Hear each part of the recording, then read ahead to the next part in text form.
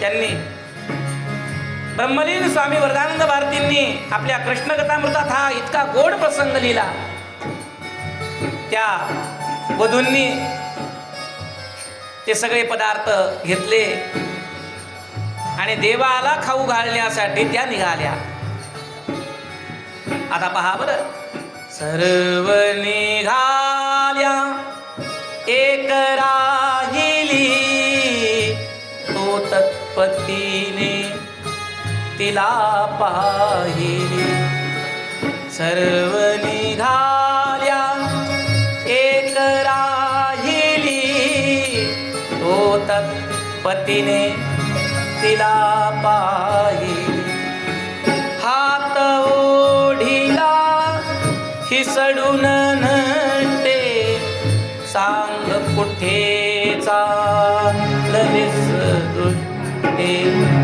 सर्व निघाल्या एक राहिली, तो तत्पती तिला पाहिली.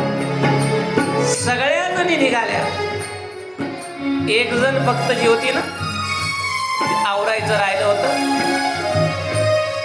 म्हणून ती आता सगळं आवरून दार लावून निघणार.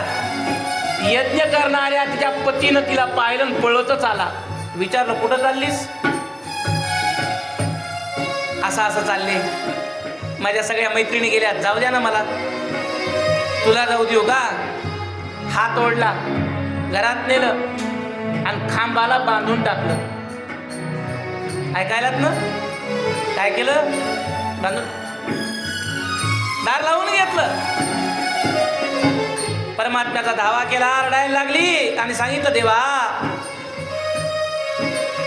माझ्या सगळ्या मैत्रिणी आता तुला येतील, आपल्या हातानं खाऊ घालतील, तुझं मुखकमल पाहतील. मी अभागिनी, मी कुठं चुकले? माझं भाग्य कमी पडलं? मी काही पाप केलं? माझ्या हातचं तुला खायचं नव्हतं?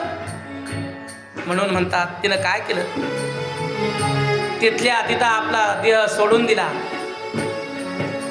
परमात्म्याला भेटण्याकरता आत्मरूपानं गेली. कोणाला भेटण्याकरता? परमात्म्याला. कोणत्या रूपानं? आत्मरूपानं. सगळ्यांच्या आधी तिथं ती पोचली. त्या बाकीच्या आलेल्या होत्या ना, अहो म्हणली तर मागं होती, लपून आली का काय? कोणत्या रस्त्यानं आली? अरे सगळ्याजणी बसवल्या, देवाला जीव घातलं पोटभर. देवा आता आमचे पती काही म्हणतील का आम्हाला? काही देवाने सांगितलं, काळजी करू नका, सगळं चांगलं होईल, या तुम्ही. आता जी आत्मरूपानं आली होती ना, तिला सांगितलं, बाई चल ना तू. येताना तर सोबत आली नाहीस, कोणत्या रस्त्यानं आली की मागून माहित नाही, आधी आलीस. तिनं सांगितलं, बायांनो आता मी संसारात पुन्हा वापस येण्यासाठी इथं आले नाही. हाची नेम आता न फिरे माघारी, बैसले से द्वारी गोविंदाचे. है की नाही? अगं काय बोलतीस तू? कोण आहेस माहितीये का तुला? जात, तुझं कुळ, गोत्र काही माहितीये का? तिने सांगितलं, काही सांगू नका मला.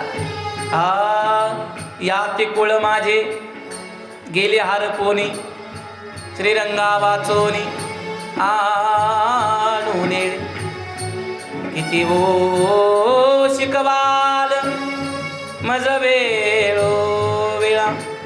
मी तया गोवळा रातली, श्रीकृष्ण गो